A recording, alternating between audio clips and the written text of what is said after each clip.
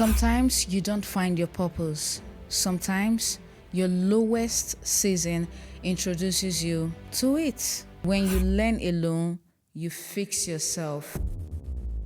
My first brand name was Cathy's Collection. The piece didn't sell much, to be honest, and I realized something very important. Skills without identity is just noise. When hunger owe you, you will just want to do whatever menial job that you can get. If you feel delayed, lost, under-resourced, don't wait. Clarity comes from movement. Find solution. Don't dwell in the past. Don't dwell in what is not working for you. Visibility matters.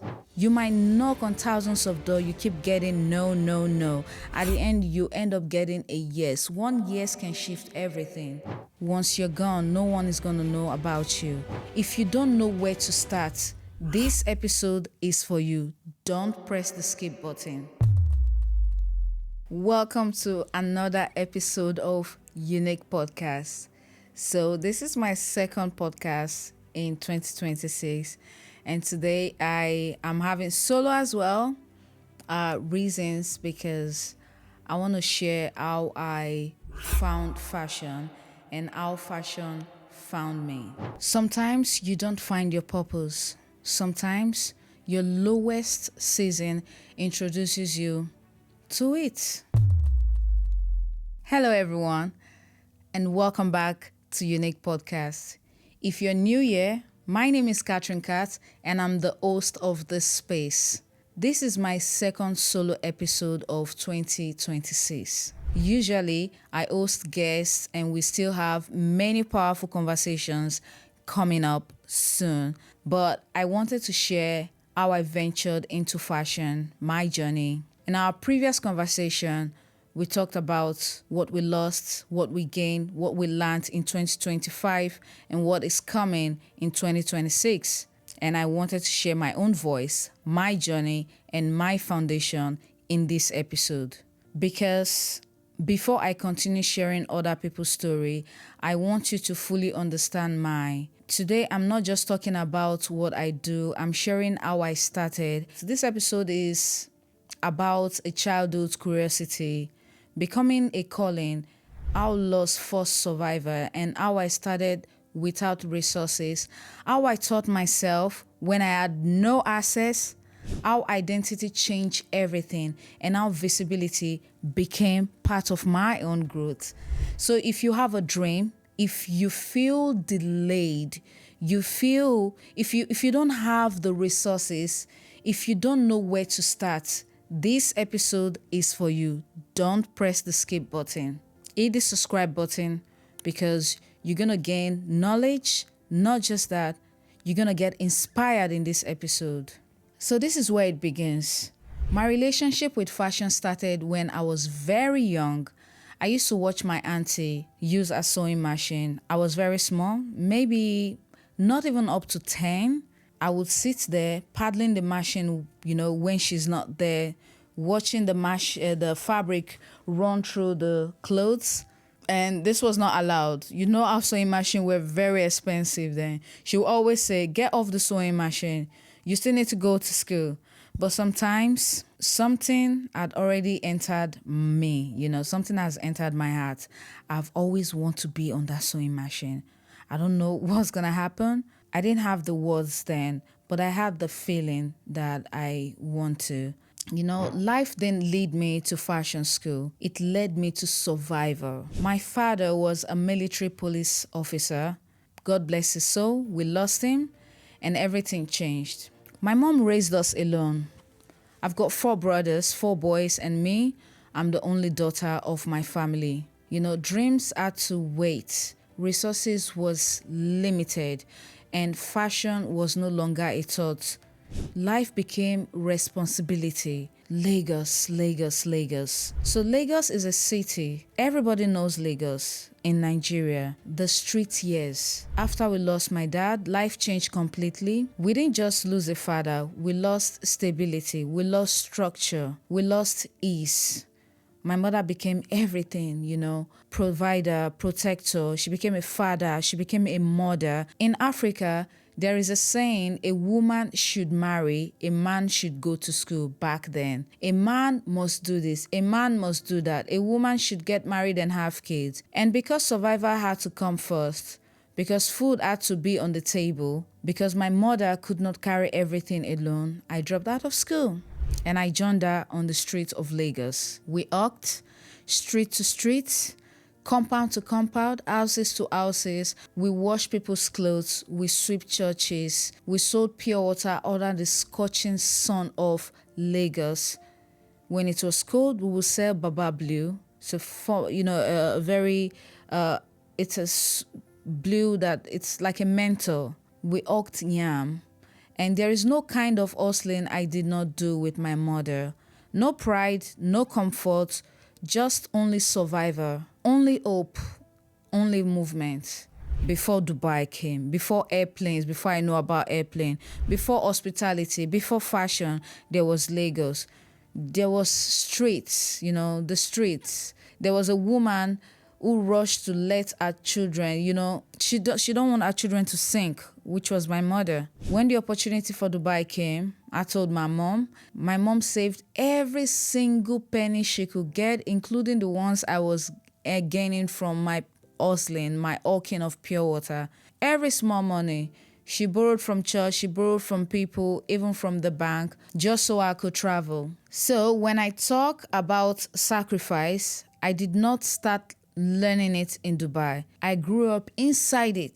Dubai gave me a lot of opportunity. I later moved to Dubai. I started working in hospitality, but before then, I started as a cleaner. No experience at all, no connections, just hunger, like hunger. When hunger owe you, you will just want to do whatever menial job that you can get. So I was ready and willing to do any kind of job that's going to put food on my table. When I came, it wasn't easy because you need to renew your visa. After then you could come with 3 months visa, and then you could renew while being in the country. It's different from now. So that was the struggle to get a job and make sure I have my visa. I pushed myself years after years until I became an assistant restaurant manager, managing over 100 staff. This was a breakthrough for me, and I thought I was building my life. And here comes the collapse when something happened. There was a period Nigerians were having problems with passport renewals, Emirates IDs. I had to travel to fix mine, but the good thing was I still had my Emirates ID because at that moment I wasn't able companies were not able to grant me an Emirates ID. So I was lucky to get an Emirates ID, which cost me a lot of money. So I believed I was coming back because I still had my Emirates ID. But the process got delayed while I was still back home in Lagos waiting for my passport. And in this process, I lost my job. And when I finally returned to Dubai, I had about 800 dirhams. That was all. No income, no plan B, no safety. That season broke me completely. I just had my car in my space and I said, okay, I'm going to do whatever I can to survive. Either I use my car as an Uber or I'm still going to find a job, but I still want to chase my dream in fashion. That moment changed everything. One day, while searching for a job, I opened my LinkedIn account and I saw something I had written years back. I will one day own my own fashion brand. I stared at it. Those were my words, waiting for me. Something shifted automatically in me. I told myself, I think I want to go into fashion. But fashion was expensive. Fashion school was expensive and it's still expensive. And I had no job. So I decided I would start with what I had. That's what a lot of people would do. So I bought my first sewing machine with a little money left in me, a Juki. It cost around almost 600 dirham. I bought fabric, scraps, leftover scraps people didn't want. And for over a year, those scraps became my classroom, my mistake, my experiment, my teacher. That was the real beginning of me. I made some sacrifices also. I stopped doing my hair. I stopped going out. Every upkeep went into fabric. 20 dirham, 50 dirham, 100 dirham. Everything became a tool for me. And one day, my partner asked me, because he was not living even in Dubai, where are you getting money for all the fabrics? And I said, every upkeep you give me, I save it. I actually don't go to the salon. I could wear my braids for 2 months. Honestly, I could wear my braid for 2 months in order just for me to buy fabrics. And when he truly saw the consistency, he became fully supportive of me, following me. He moved down to Dubai, carrying things, waiting, and showing up. And I learned something important. Love is very beautiful when you have the right person, you have the right support system, someone who admires your goals and also lets you to chase your dream. But support doesn't, support changed destiny. Learning alone was a big struggle for me because I struggled a lot learning because my mistakes, I needed someone to guide me. It wasn't easy. My first dress went over my head, but it couldn't come down because I forgot the zipper.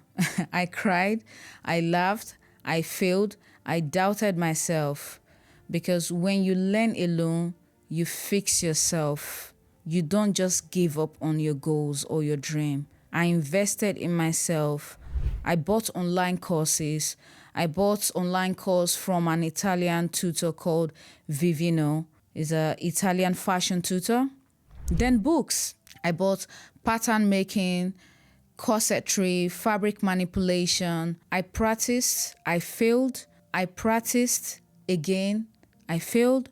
I kept practicing till I just to find my identity. My first brand name was Katis Collection. The piece didn't sell much, to be honest, and I realized something very important. Skills without identity is just noise, just plainly noise.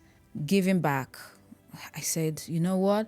I'm going to give back to the community. So I hosted a workshop. Over 30 women showed up. I was excited. I was nervous, extremely nervous, because hosting a workshop where you're still learning, trying to give back to the community is either you're going to fail or some of them coming to the workshop are probably much more better in the fashion industry, but just want to see you fail. And I'm like, you know what? I'm going to do this. I collaborated and I taught pattern drafting, dressmaking, because growth is not only building yourself, it's also lifting others. We have to lift others no matter what. EJ Mission, which was my brand name. I tried registering my brand. I've talked about this in the previous episode. It failed. Again, until I understood. I want to tell you how this name came. I had not named my truth yet. This is the reason why I kept failing. And then EJ Mission was born. This is when EJ Mission was born, which means the journey house, because my brand is my journey. After founding my name, there was runway and repositioning. In 2025, I applied for Runway Dubai and I showed up. That runway was not just fashion for me. It was a statement. After many years of struggle, I finally received my license. More than a designer, this was more than a show.